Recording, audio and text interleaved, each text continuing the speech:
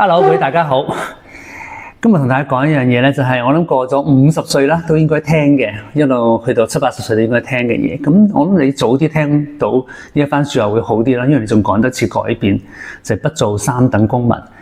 咁咧，其實我喺 Facebook 寫咗呢篇文噶啦，咁啊就我見到哇回應好犀利嚇，有1000幾個 like， 1400個 like， 有200幾個留言啊，即係出乎我嘅意料之外。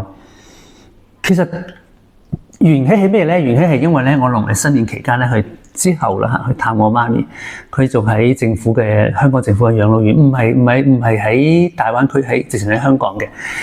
咁我摸佢嘅手咧，其實都一段時間啦。佢已經係皮同肉係分開嘅，即係唔同我哋嘅摸落去咧係有肌肉嘅。佢完全係皮包骨嚟嘅，入邊係空飄飄嘅，所以佢係冇力，完全冇力噶啦。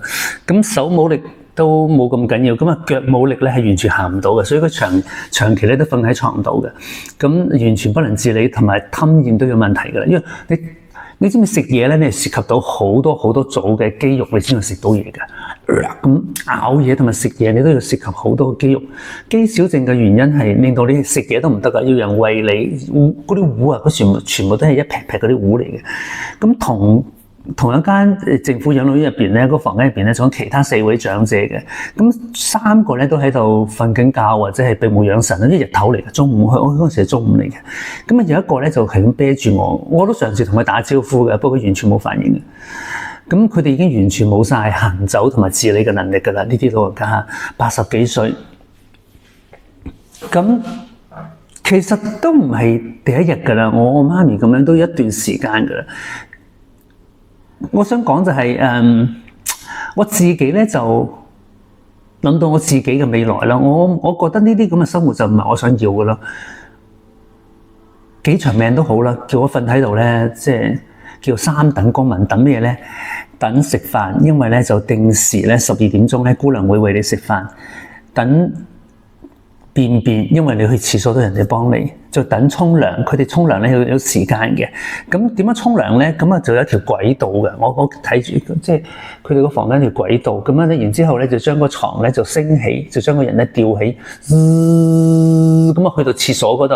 咁啊有個浴缸嘅，個浴缸咧係特製嘅一個浴缸嚟嘅。咁樣沖涼咯，都唔可以日日沖嘅，因為都幾複雜嘅一個過程。因為完全自己企唔起身㗎啦。我係覺得即係仲衰過咁樣嘅生活下，仲衰過行屍走肉咯。因為行屍走肉咧，你都要識得行走啊嘛。即係嗰條屍都識得，佢完全冇啊！佢係完全喪失咗行走嘅能力㗎啦。咁3等公民獎嘅意思係指咩嘢咧？大陸稱呼3等公民嚇，叫做3餐咧等餵，因為早午晚餐都有人嚟餵你食嘅，時間等過。咁啊，佢哋大部分都瞓喺度，連手機都冇玩㗎喎。我哋瞓喺度咧，有時都撳下手機啊，你碌下 YouTube 啊，或者係抖音啊，乜都好啦嚇。咁我見到喺嗰間房入邊，其他4位長者係完全冇任何嘅意圖係去了解呢個世界，或者去理解呢個世界發生乜事啊咁樣。佢哋都冇玩手機，亦都冇玩平板。電視機都冇開，就喺度都唔知等乜啦嚇！即係我覺得即係好辛苦啊！漫長嘅一日，你瞓喺度等乜嘢咧？咁最殘酷就係床上等死咯！即係呢個係我覺得係生不如死，同埋度日如年嘅。我係絕對唔想要咁樣嘅長壽咯！你俾我1000歲、10000歲都好啦，瞓喺度咧，我寧願早啲死咗好過啦！呢啲生活咧真係生不如死，因為咧。點講俾大家聽咧？香港人平均壽命咧，男性咧就83歲，女性咧就88歲嘅。咁香港衛生署嘅資料咧，80歲以上嘅長者咧，一半以上都有肌少症嘅。所以點解我篇貼文咧咁多人回應咧？係因為你諗下，香港80歲以上 ，OK， 你預計可能百幾萬、幾十萬人都係有呢個肌少症嘅喎。我見到大部分老人家都有肌少症嘅，因為咧其實唔淨止去到我媽咁樣80幾歲啊，有啲50、60歲已經有㗎啦，留言入邊已經寫咗㗎啦。因為人體過咗30歲以後咧肌肉每一年會流失1到2%，你年紀越大流失得越快嘅，會自動會流失嘅。即係你唔喐佢，你唔運動佢咧，會自動流失嘅，冇任何嘅捷徑嘅。唔理你係李嘉誠又好，四叔又好，或者係公屋嘅長者都好啦，你食肉啊、打針啊，或者醫美啦、揾人按摩啦，乜嘢都搞唔掂嘅，你都要自己的起心肝去做運動先得㗎。你唔做運動咧，你一定你條路啦嚇，你可以 foresee 到咧，呢條不歸路咧係100%會變成肌少症嘅，因為你每一日都會流失嘅啲肌肉係。你唔運動佢嘅話咧，你食幾多？有人話日日食多啲魚啊、蛋白素冇用嘅，你都要肌肉合成咧，需要係蛋白質。不過咧，你都要運動，佢先會製造出嚟嘅，製造啲肌肉出嚟嘅新嘅肌肉嚇。因為你一路流失緊舊嘅，你仲有新嘅肌肉生出嚟。咁最近咧，即係其實又唔係完全冇希望嘅，因為最近咧我就搬咗嚟深圳旅居㗎啦。呢度已經係一段時間，我住咗差唔多1個月，我先發覺咧呢個全中國最後生嘅城市咧，實在太適合我呢啲咧退休人士，即係 fire 嚇提前退休嘅，即係呢啲人士新一代。因為點解咧？我咧就唔想去咁早入去瞓喺度嘅。我而家揾嗰啲咧就係啲健身中心、健身運動嘅場地。我屋企附近咧，而家新屋企呢度咧，下邊咧就會有咧3條跑步徑，而且咧係望住無敵嘅海景，好開心嘅。我朝朝一起身咧，望住個無敵嘅海景，太陽升起 ，what a beautiful day！ 即係我係覺得生命充滿希望啊！即係一日又升起啦，我見到太陽升起，我真係覺得好緊要，因為我咁嘅年紀，我覺得好需要曬太陽。為咗太陽咧，我心情好愉快嘅。我長期見唔到太陽咧，就好憂鬱嘅。咁咧，然之後咧，我就逼自己咧做運動嘅，係受咗呢個啟發。我逼自己去做運動，因為咧樓下嗰度咧好多阿婆喺度跳廣場舞啦，好整齊啦。嗰啲阿公咧喺度玩單槓、雙槓啊咁樣啦。其實呢個好健康嘅一種生活態度嚟嘅，因為深圳係一個好後生嘅城市，深圳平均年齡30幾，香港差唔多50歲啦嚇，香港平均年齡大過深圳好多嘅。咁我見到我媽瞓喺度，佢啲肌肉已經冇晒啦。當然我係有少少內疚嘅，因為咧當時我請咗工人，我送去安老院之前咧，我請咗2個工人照顧佢嘅。即係你諗下，即係作為一個關係好惡劣嘅父母子，都算係好孝順啦嚇。其實係害咗佢咯。佢咩嘢都依靠嗰2個工人啦，一個煮飯，一個負責咧要幫佢按摩同埋照顧佢嘅生活嗰啲，幫佢好中意按頭啊、按膊頭啊嗰啲。佢咧就越嚟越懶惰啦，就長期咧就坐喺梳化嗰度叫人做嘢。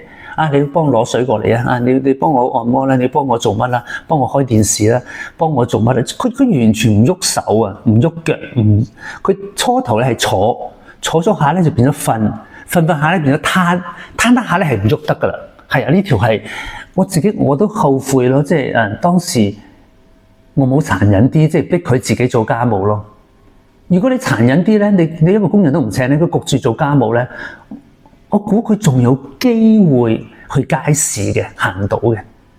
由於有2個工人咧，佢係乜鬼都唔做嘅，係即係人係有惰性嘅，我都唔想做運動啊。如果我唔係睇到我媽咁樣咧，我寧願瞓喺屋企喺度玩手機啊，碌手機好過啦，係咪先？咁幾開心，咁攤喺度，我跑到成身汗啊！哇，腰骨又痛啊！我折磨緊自己啊！天光大格，即係天將降大任於斯人也，係咪先？我折磨緊自己嘅筋骨喎，我先至會生到啲肌肉出嚟㗎。我唔痛咧，生唔到肌肉出嚟嘅。邊個中意辛苦啫？邊個唔中意嘆世界啫？不過冇辦法，我而家睇到我媽咁樣咧。我唔想行返同樣嘅一條路咯。第一，我屋企冇工人嘅，而家全部都自己打掃嘅，自己去買嘢嘅，自己做運動。我仲做埋 weighting 重訓啊。因為咧喺呢度咧，即係喺我樓下呢度咧，就好多免費嘅健身器材。嗱，我都拍咗片㗎啦，大家留意睇。我喺Facebook 嗰啲咧就直導嘅片嚟㗎嚇，我用成手機拍嘅。咁啊環島嗰啲咧 YouTube 嘅長片會詳細少少啦。因為今日係講長片嘅關係啦嚇。我就講多啲，即係我而家咧就係每日咧就會將自己心率咧係谷到去150以上嘅。我平時嘅心率咧係72，我即係要谷自己，要逼自己要做運動咧，我要將心率係谷到去150以上，咁咧先至會增加我線粒體嘅呢個長度咯。我另外一條片有講呢樣嘢嘅嚇，咁我就唔會求其好散漫咁樣行下。以前我就咁行下㗎咋，行下撳下手機，嗰啲運動係廢嘅。完全冇用呃自己嘅，唯有咧係用我而家用隻 Smart Ring 嘅嚇，我而家冇戴，咁啊嗰隻戒指咧就會幫住你自己嘅心率嘅，心率去到150咧先至開始燃燒脂肪，開始做啲高強度嘅嘢咯。咁我都會做啲waiting 嘅嘢啦。咁我另外一條片我會詳細分析嘅。咁今日咧就主要同大家講翻咧，我條 YouTube 片出咗之後咧，原來咧好多留言，200幾個，我揀咗啲比較重點嘅，全部都係香港人嚟嘅嚇。咁咧一個咧就話咧，爸爸今年91歲。蘇菜話嘅嚇，健康尚可以自己煮早餐湯麵食。佢慶幸自己咧體力勞動長大嘅，到老咧肌肉還可以。其實咧，白領啊，或者係即係屋企係比較有啲錢嗰啲咧，係更加容易肌肉流失嘅，因為你個工人。OK， 藍領嗰啲咧，肌肉流失嘅機會仲少啲。佢搬抬，哇！我見到一啲阿伯，即係60幾歲做緊美團嘅，送緊貨嘅。佢日日好似好辛苦，其實佢幸福過嗰啲有錢佬啊，因為佢老咗唔會肌肉流失啦，佢稱住兩抽嗰啲便當，佢用好多力㗎嘛，仲跑嚟跑去係咪先？咁咧，另外一個咧就話阿 Vic 就話咧，好多人都話自己唔會咁長命。哇！你諗啊，你要估你自己控制到自己長命或者短命嘅？閻王要你3更死，無人留你到5更。閻王要你幾時死咧，係佢決定嘅，唔係你自己決定嘅。我諗我媽自己冇諗過咧，自己咁懶惰嘅情況咧，會導致到佢晚年嘅呢個肌少症咯。係啦，咁當年我哋冇呢啲知識啦，講緊10幾20年前，我都唔知有即係佢會變成肌少症啦嚇。佢話咧，Vivi 話咧，其實死得去就好咯。如果死唔去，長期有病痛、有失智症，咁就好痛苦啦。為咗自己，為咗家人，早啲鍛鍊、訓練大腦、鍛鍊身體。跟住 Cindy 就回覆啦，我一個朋友2年前65歲患咗帕金遜，而家喺屋企等死。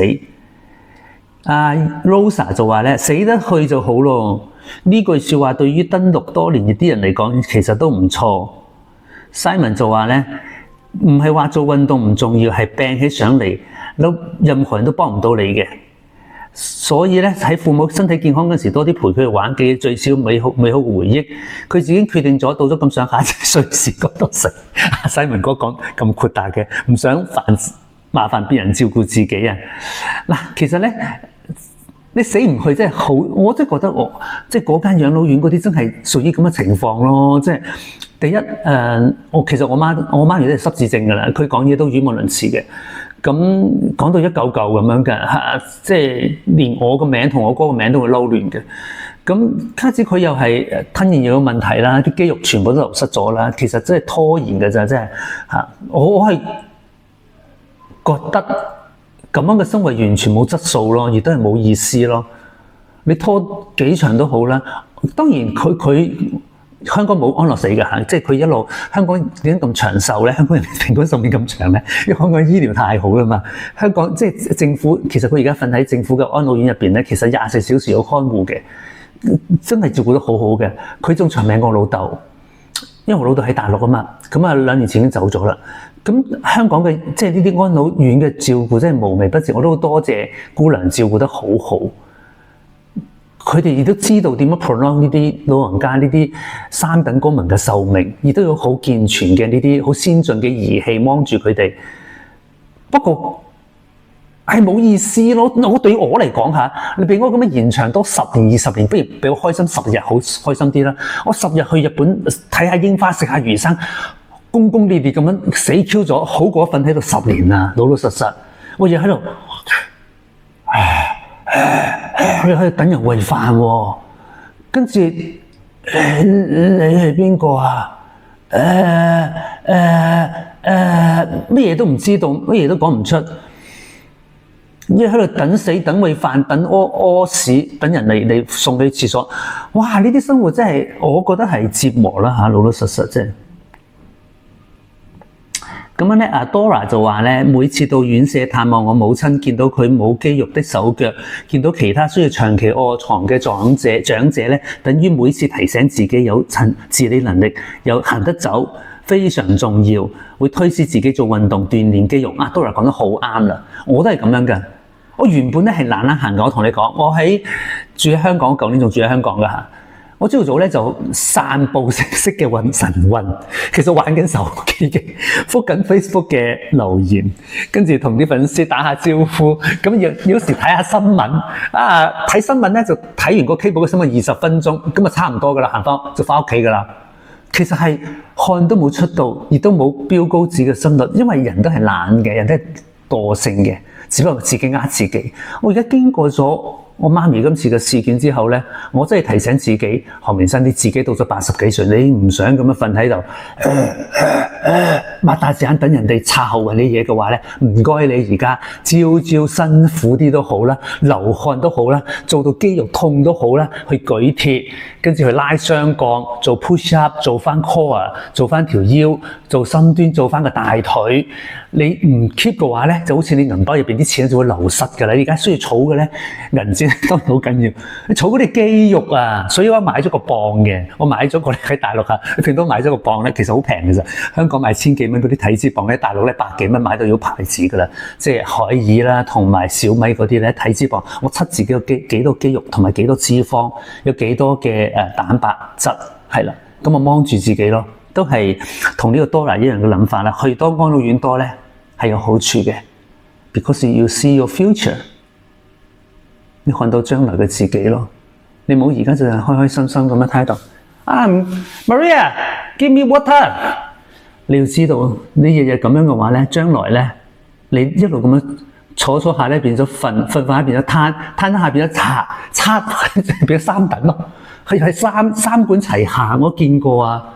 1條2條3條，下邊都插埋1條，因為自己去唔到廁所啊嘛。即係三管齊下嗰陣時，哇！即係仲要綁住隻手喎。因為點解咧？嗱，我媽都經歷過呢個階段嘅。佢曾經一段時間咧3管齊下，因為咧佢掹自己喉嘅。我諗大家去到安老院都知咧，有啲老人家你話唔人道都好啦嚇，係綁住嘅，係咁樣綁住嘅。3管齊下，因為佢冇意識嘅去掹自己啲喉嘅。咁醫生姑娘冇可能不停你企喺啲側跟幫你擦喉噶嘛？擦喉係要揾專業人士擦，你咪求其揾個人擦噶嚇，一擦錯咗會死人嘅。Rachel 就話咧，想有效嘅增肌咧，除咗做負重嘅運動，最好運動之後嘅半個鐘、1個鐘頭之內吸收好蛋白質，再加上晚上好好休息。講得啱啦，你真係好知道點樣增肌嘅肌肉嘅肌啊嚇。咁我都有食蛋白粉嘅。OK， 然之後咧，每日咧最少2至3粒蛋嘅，然之後咧食好多魚嘅。咁啊除咗其實我之前拍過啲片咧，大家喺度好有爭論性，就係話咧，我食三文魚喺網購咗啲三文魚好平咁樣翻嚟。三文魚我免費 free， 不過食少啲。同埋咧，我都中意食呢個 tuna 魚嘅，即係拖羅嗰啲好肥美，都食少啲。大魚咧，我1個月食2、3次，平時食啲細魚咯，因為冇重金屬啊嘛。食蝦咯，細嗰啲蝦咯，磷蝦油咯，嗰啲冇重金屬嗰啲嚇。因為越大嘅魚咧，越多重金屬㗎。咁樣咧，呢個廖思寧嘅 Coco 咧就話咧，以前我食開蛋白寶嘅，不過咧朋友話咧，醫生要證實你缺乏肌肉流失先至可以揀。其實唔係嘅，如果你要做運動咧，係可以食蛋白粉嘅，同埋肌酸可以配合埋一齊食嘅。如果你冇做運動咧，冇做 weighting 嘅話咧，就冇食啦，因為咧食咗落去都冇用嘅，只會令你蛋白質就越嚟越多嘅嚇。高志志先生就話咧，我47歲已經膝頭痛㗎啦，已經由不運動改成間中運動。不過呢幾日咧體脂越嚟越高，肌少症咧呢2個月跌到6.3，流失得更加快。咁你真係要快啲做多啲大氧運動同埋做 weighting 咯，走唔甩㗎啦。你唔想好似將來變成我媽咁樣嘅3等公民嘅話咧，真係要而家做，而家趁住而家仲有得做就做噶啦。我而家都日日即係我覺得緊要過炒股票啊！我而家啲人話咧，琴日港股跌咗，冇係咪心勃勃即刻升，心率升咗啊？冇喎，我朝早唔睇股票噶。OK， 我朝早咧睇咩咧？睇嗰啲健康嘢，好似呢啲咁嘅健康 YouTube 啊嗰啲。Eva 話咧，經濟能力許可，家居環境又可以話咧。又可以的話，你可以請2個工人姐姐，咁啊加埋電動護理床，打造無障礙嘅衛生間，喺適當嘅地方加埋扶手。目前咧就係有兩名嘅印尼姐姐，加埋自己3個人合力照顧93歲患有中度認知障礙、肌少症同埋吞嚥困難嘅老公，申請咗政府嘅社區券，響應政府居家安老。每週咧有專業人士嚟到屋企指導佢做復康嘅運動同埋認知以及吞嚥嘅訓練，費用咧政府負責60%，自己咧負擔40%。家中要適當嘅老人設備同埋用具好重要，除咗外出用嘅輪椅之外咧，附以家居用嘅小型輪椅同埋方便沖涼如廁嘅輪椅，喺洗手間同埋睡房咧都加裝扶手，都可以大大提高照顧上嘅助力。此外，老人用品村、文化村、真善美、Medimart 以及淘寶上面都好多適合臥床老人嘅生活用品，隔尿嘅床笠、隔尿褲、運動器材、飲食工具、遊戲工具，令到照顧者同埋被照顧者增加咗生活嘅智慧同埋樂趣。哇！多謝伊法，哇！你真係好好嘅孝心啊！你媽咪93歲，當然希望佢再長壽啲啦。即係唔係你媽咪，所以係你老公啊嚇。咁有肌少症、有吞嚥困難，你都喺屋企照顧佢咧，呢個係需要好大嘅耐性同埋愛心咯。老實實，即係我之前個做法都同你類似嘅，咁我就冇自己親自照顧，因為大家都睇過我之前嘅回憶錄咧，我同我媽咪嘅關係係極之惡劣嘅，即係咁我都係請工人照顧佢，工人都係我都係網購咗個床，佢升起嗰隻床咧，即係撳一個掣就會升起，俾佢坐起身啲食飯啦，然之後中間仲有個窿啦，就不方便佢大小便嗰陣時咧，就下邊就有一個噗噗嘅盤，方便工人幫佢做清潔啦咁樣。咁亦都有輪椅啦，推出推入幫佢沖涼啦咁樣。咁我仲請個工人比較大隻啲嘅，嗰個女士可以扶佢，因為我媽都幾重下嘅，因為你要揾個大隻啲、後生啲嘅女士先至得㗎。你普通嗰啲人，你扶唔起一個100幾磅嘅女士去沖涼，即係而且佢係冇晒肌肉㗎啦。佢係成個人攤咗喺你身度，你孭100幾磅喎，你冇練開咁大隻，即係呢個工人嘅肌肉好強先得㗎。因為佢自己都企唔穩，自己跌埋咪最該會真係。因為我都扶過我老豆沖涼嘅，咁我老豆走嗰陣時咧，我仲扶佢沖涼，即係都幾心酸嘅。因為你要扶一個咧，我老豆係骨瘦如柴㗎，即係得返排骨㗎啦，即係而肚腩又好大喎，即係我沖涼嗰時發覺，哎呀，即係肉酸啲講句，好似外星人咁樣。佢肌少症得好緊要，佢同我媽一樣都唔鍛鍊嘅，亦都冇咁嘅常識，得返排骨，即係瘦得好緊要，肚腩又好大喎，即係好畸形啦。佢自己企唔起身啦，因為嗰隻腳咁幼。你個肚腩要咁大，我完全靠我扶佢嘅咋，因為我 auntie 即係我嘅後母咧都扶唔起佢啊。我哋2個人先扶到佢，先至最簡單嘅嘢先至做到咯。即係一個人都扶唔起嘅，因為2個人先扶。所以咧，有啲人話咧，點解我會將媽咪送咗去養老院咧？係真係照顧唔到，最尾我2個工人都唔做啦，一個工人走咗，另外一個工人就辭職添啊，都唔做啦，因為呢啲工作係第一要專業知識。佢哋護理嘅知識，第二佢好大隻，好有力氣，好有愛心，同埋係厭性嘅，因為屎尿乜嘢你都要你搞掂嘅，唔係個個頂得住咯。我都希望即係Dora 即係咪Eva你嘅老公嗰2個工人可以頂得住，因為即係呢啲係辛苦嘅，仲辛苦過湊細路仔嚇呢個。跟住C Fan 亮就話咧，你哋有冇同老人家按摩？唔按摩啲肌肉會紅咯。你哋有冇照顧老人家嘅經驗？按摩咧係被動運動嚟嘅，其實按摩係有用，不過係要好長時間嘅。其中個例子咧就係宋美齡咯。宋美齡100幾歲先走嘅，佢老公好早走咗啦嚇，蔣介石，佢就日日揾人按摩嘅，因為佢太有錢啦，幾個人幫佢按摩。阿蔡瀾都係揾人按摩嘅，即係呢啲你要好富有咯。我都揾咗個人幫我媽按摩，不過佢都唔會長時間按啦。你揾好多個人輪流按咯，因為佢唔可以24小時幫你按，佢都要唞噶嘛，係咪先？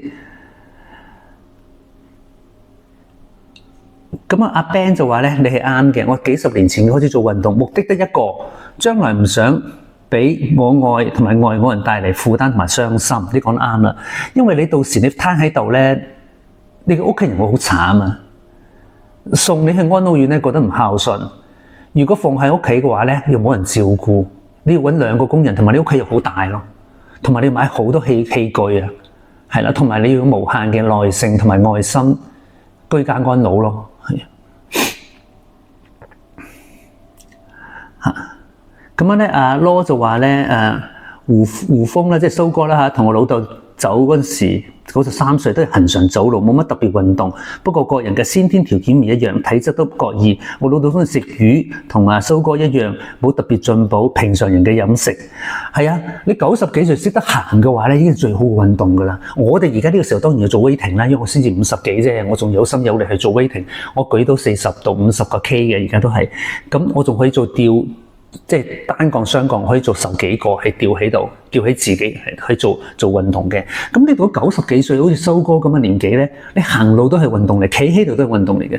我見過蘇哥啊，佢食飯前，我哋上次去自行基金嘅晚宴咧，佢食飯前就企喺度同人吹水，食完飯咧，佢就去揾連延輝啊吹水，連延輝坐喺度，佢都企喺度嘅。你唔好以為人哋唔尊重老人家，佢係唔坐啊，有凳都唔坐噶。你唔好以為你喺地鐵度讓座俾老人家啊！如果識得企嗰啲老人家，佢長命，一嚟就周圍揾位啊，驚死冇位坐啊，有得坐就坐，有得瞓就瞓嗰啲咧，嗰啲咧就擔心啦嚇，小心啲啦。Emily 話咧，努力加油，我會以你為榜樣，勤力啲做增肌運動，唔想增加兒女嘅負擔。你而家做咧就講得遲㗎嚇，大家加油啊！Elisa 就話咧，太過長壽並非是福氣。跟住咧，我就覆佢啦。如果有健康又有錢就冇問題啦，係咪先？如果你諗下，我去到86歲，我媽咁嘅年紀，而我係有肌肉嘅，我係吞到自己，日日可以做運動，好似阿蘇哥咁樣嘅，冇問題嘅喎。蘇哥已經開紅館演唱會啊，我仲想去睇啊。我I see my future咧，我希望好似蘇哥咁樣咯，我一路做運動，係啦，大家望住我啦嚇。跟住Elisa覆我啦。占士有幾多人有咁嘅福氣啊？仲有你嘅親朋好友嚟你先去，做人有咩樂趣咧？揾人照顧你都冇可能啦。不過好多老人家係咁嘅，即係佢身邊隔離嗰半走咗咧，都冇乜心機，或者係生活落去啦。跟住我同佢講咧，就係方法就係識多啲新朋友，而且呢啲新朋友咧最好後生過你，晚死過你，好緊要啊！冇將個心機全部都掛咗喺一棵樹度。即係譬如你嘅老公或者老婆嗰度，因為佢走咗嗰陣時咧，你會覺得心無可戀嘅。同埋咧，血緣關係咧唔係最重要嘅。我真係太多咁嘅體驗啦，感情先緊要咯。感情同血緣咧唔一定有關嘅喎。有啲親生嘅仔女當你仇人咁嘅，我都見過嘅。有啲係完全冇血緣嗰啲係當你親人咁樣照顧你嘅。所以咧，千祈唔好以為咧養兒防老咧。呢啲係幾百年前嘅舊嘅觀念嚟嘅。第一，最可靠嘅就係你自己養好自己養老 ，OK？ 冇諗住養兒養女防老啊！我同你講啊，我見到太多嘅例子啦。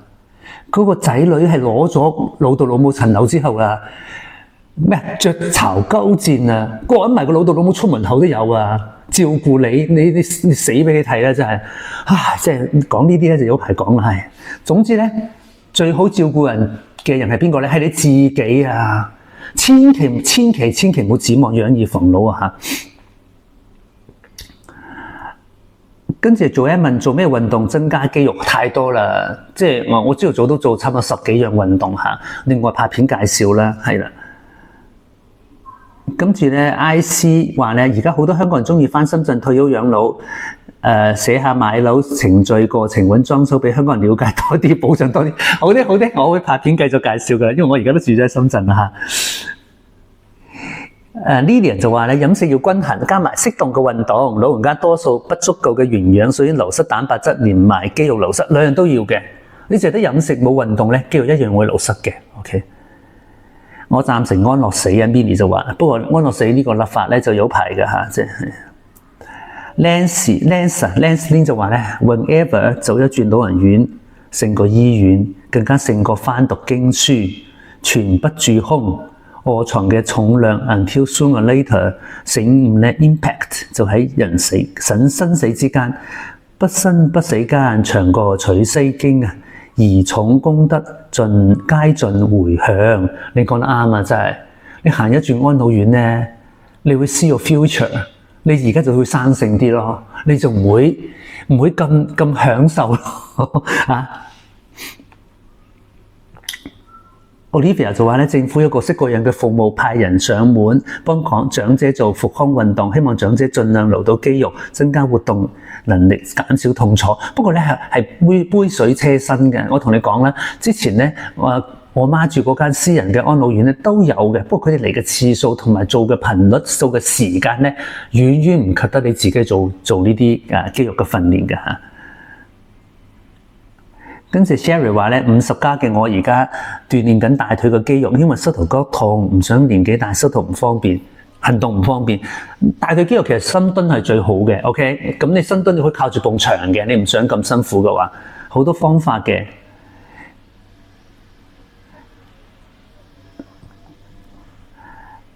跟住 Alvin 話咧，咁你就接你老母返屋企做一等公民啦。講嗱 Alvin 哥，咁啊講俾你聽啦，你真係未試過照顧一個80幾歲失智嘅、肌少症嘅、三高嘅、吞咽有困難嘅老人家咯。你照顧完之後，你先同我講啦。Cynthia 就話咧，為不少年老長期臥床嘅長者難過，所以我哋咧 learn from the lesson。佢哋咁嘅年紀咧，佢哋都打拼咗一世嘅嚇。佢哋後生嗰陣時，我諗係譬如話70年代、80年代，知識冇咁普及啦。佢哋唔知道要做增肌嘅訓練啦，以為我唔使大隻嘅女人嚟噶嘛，你咁肉酸，練乜鬼巨重啊？佢哋嗰陣時冇呢啲知識或者常識咯，係啦。咁而家我哋有啦，我哋就要做咯嚇。漢女兩位大哥就知道練功好重要啊，馬生講嘅係啊。跟住咧，Sharon 就話咧，多謝漢老師分享養生之道，我都會為未來嘅退休生活做好準備。咁啊，大家一齊加油啦！咁樣咧，Regine 就講咧，先生俾個讚你，不過咧冇太急進。以前我都好中意做深蹲，不過由於整體運動做得太急，變成傷患，好難好。你要循序漸進啦，都冇一嚟就做好多啦。你要知道自己嘅身體嘅信號 ，OK， 俾唔俾你做咁重嘅訓練？其實你自己 listen to your body 係最好嘅。每個人嘅身體都唔一樣。我舉40，你未必舉到，你可能舉4 kilo，你已經頂唔順㗎啦嘛，係咪？運動能醫百病，阿 Michael 講嘅係啱嘅。運動係好過你食任何嘅補品，去打任何嘅針嘅嚇。呢個係現代人必經之路，必須接受。阿 Michael，我唔覺得係喎，我唔覺得係必經之路喎。你睇下修哥，你睇下好多㗎，即係90幾歲嘅老，但係宋美齡都係㗎，即係90幾歲老人家行得企得嘅100歲都有嘅喎，唔係必經之路嚇。即係你只不過係卡埋嚟嘅啫。你因為你到咗50、60歲嗰陣時，你一路都唔做呢啲增肌運動，你由得佢流失，你流失到50% 以上嗰陣時，你咪攤喺度咯。Linda 話咧，看到沒有自理能力的老人，他朝君體也相同。你錯㗎，如果你有足夠嘅運動，食得好，有足夠嘅蛋白質，有足夠嘅睡眠、飲食健康嘅話咧，他朝君體也不同㗎。你要相信呢樣嘢。啲人話咧，會唔會係遺傳啊？遺傳佔咗25%咋嚇？我睇好多資料咧，都係而家 confirm 咗咧 ，DNA 佔我哋健康嘅25%咋，75% 靠自己嘅。即係應驗咗嗰句啦嚇，命運在我手，永不低頭啊！翁倩玉講得啱嘅，阿信講得啱嘅。即使你屋企咧，可能係年紀好早就走咗啦嚇，冇長壽基因啦，或者係屋企乜啦嚇。不過咧，你都係命運在你手啊！即使有 cancer 都好啦，你知唔知 cancer 都係細胞分裂嗰陣時咧，有啲壞嘅細胞出咗嚟先至變成 cancer。如果細胞分裂你夠健康嘅話咧，冇 cancer 嘅，你都會 cure cancer 嘅。你見到10幾20歲啲後生仔冇 cancer 嘅，即使佢有 cancer 基因都唔一定有 cancer 嘅。命運在我手，記住呢樣嘢嚇，要做運動。跟住好多人都問我呢樣嘢。Chloe 話咧，點解唔似媽咪自己返屋企照顧咧？可以請工人照顧。你經濟咁富裕，點解將媽咪送去安老院老人院受苦咧？佢好有禮貌，做一切順利嚇。跟住 Ken Yan 就話啦，當年我都考慮過接媽咪返屋企照顧，顧及屋企嘅成員經濟唔係主要原因，最後放棄放到老人院，最後每個星期行老人院咯。因為咧，其實就唔關錢嘅事嘅，即係唔係 affordable 嘅問題，係能唔能夠做到嘅問題。因為咧係真係揾唔到人照顧啦，同埋佢唔適合喺屋企住啊，因為佢需要嗰啲24小時嗰啲看護咧，係需要啲 medical 嘅 attendance 啊。你個工人唔係一個醫療嘅人員嚟㗎嘛。我覺得唔係話即係呢個錢嘅問題嚇，即係哇！呢度好多回應啊！咁啊，廖思寧嘅 Coco 就話咧，屋企人唔同意，大家意見不合，咁樣唯有媽咪獨居咧。如果因為我都係媽媽，指明講到明可以搬喺附近，不過唔會同我一齊住。我而家都覺得好失落嘅感覺。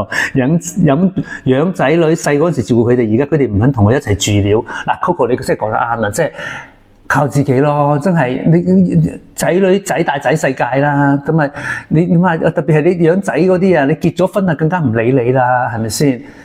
我諗你唔使失落嘅，你將心機同埋時間擺喺自己身體嗰度咯。我都同你講咗咧，最緊要最靠得住嘅，一定唔係你嘅仔女咯，一定係你自己咯。你自己做幾多，儲幾多肌肉翻嚟，將來咪用翻咯。你自己唔儲蓄肌肉啊，將來咪冇肌肉咯，咪做3等公民咯。即係呢個都係因果下自己攞翻嚟嘅。哇！真係好多留言啊，因為有200幾個留言啊，係啊。咁啊 ，Jackie 就話咧，香港政府應該快啲引入安樂死。如果佢從善如流咧，相信即刻有10萬人報名啊，仲歡迎過5月天嘅演唱會。有冇咁誇？10萬人好誇張喎！你一時間死10萬人，唔係大家都接受到。不過呢個法律嘅問題嚇，我知道立法局咧，即係之前啊上一屆都討論過安樂死嘅，討論咗好耐啊。咁咧 ，David 就話咧，香港人好老化，地方細，長者得不到適當嘅照顧，去內地都係一個方向，外國都有同樣嘅情況，去周邊城市養老安老。係啊，即係譬如話去中山啦，去深圳啦，佛山，我有個朋友啱啱去佛山買咗樓啦嚇。跟住咧，Simon 話咧，呢個值得思考嘅問題，如果仔女有能力幫父母放喺老人院，係咩？係咪啱咧？其實人喺老人院冇親人嗰陣時活得好慘好賤，幾乎都不會有好嘅待遇。其實點講咧？呢個即係兩難嘅問題嚟㗎。西文講呢樣嘢就係你話即係冇屋企人喺度嗰陣時咧，係咪好賤咧？嗱，老實實我就去得都幾多嘅，我亦覺得我 at least 下我去嗰間政府嘅安老院咧，嗰啲姑娘同埋護理咧係好好人嘅。佢同我媽咪關係亦都好好嘅，即係有一個咧係四川人，識我媽咪嘅鄉下話，因為我媽咧年紀大咗之後咧，佢有老人痴呆症之後咧，即係失智症之後咧，佢就完全喪失咗佢後尾學翻嚟嗰啲語言能力。佢原本識講咩咩地啲廣東話，而家全部都一句都唔識講啦。喂，喂，你好，係，你昨天說的那個長城物業還沒付款啊？沒有付款哦，好，那我現在付款嚇。好。跟住 Alan 就話咧，人哋儲錢你就儲肌肉，因為你錢多得滯，錢多咧都冇用嘅，因為咧你個肌肉就係一個大廈嗰個柱嚟嘅，主力牆嚟嘅。嗰兩粒柱冧咗咧，你冚唪唥幾靚嘅裝修啊，你即係黃金鋪個屋都冧噶啦，明唔明啊？你嘅大髀啊，就係嗰個梁柱啊，即係嗰啲主力。你一起一間屋咧，你有個主力柱噶嘛？呢個最緊要嘅。Cynthia 話咧，人老咗，一切變得好無奈，身心健康好緊要，運動變成習慣，令自己放鬆開心，就能持之以恆。係啊，你要令自己開心先得㗎。如果你覺得做運動係一種辛苦，係一種折磨咧，就冇得做落去嘅。我而家做運動係開心嘅嚇，我一路即係聽歌啊，有時聽下新聞啊，跟住望住自己心跳啊，日日去到150個，好開心㗎，我達咗標啦，係。咁啊 Tony 就話咧，好多人過咗60歲，仔女都有自己家庭，通常唔會一齊住，長者少咗正常嘅社交活動，又唔會去社區老人中心參加活動，怕認老啊。咁咧仔女咧，即係帶佢哋去旅行咧，一定好開心，病痛都少啲。佢行得嗰陣時就係咯，我媽行得嗰陣時，我帶佢去越南啊、去日本啊、去台灣啦，初度就行嘅，後尾推車嘅，後尾連推車都唔得，因為點解咧？佢喺途中咧中風中咗2次。好大隻，我喺一次喺郵輪上面，一次外地。點解外地醫療同埋郵輪上面嘅醫療係好麻煩嘅，即係後尾醫生都話都唔適合佢，到咗一定年紀唔適合去旅行咯。係啊。係啦，咁啊我冇讀晒嗰200幾條留言啦嚇，不過都係用唔同嘅觀點角度、唔同嘅人嘅經驗、唔同嘅年紀、唔同嘅性別，分享咗呢啲咧，即係肌少症嘅煩惱啊，同埋咧，我哋點樣可以預防呢啲肌少症？希望對大家有幫助啦。因為我而家咧就係真係深有體會，唔好做3等公民。由而家開始，你要儲嘅唔係錢，你要儲嘅係 muscle。OK， 大家一齊加油！歡迎大家留言喺度，你有咩心得？亦都歡迎大家分享俾有需要嘅朋友。希望呢條片可以改變自己嘅生活習慣，去改變自己嘅未來。命運在我手啊！大家一齊加油啦！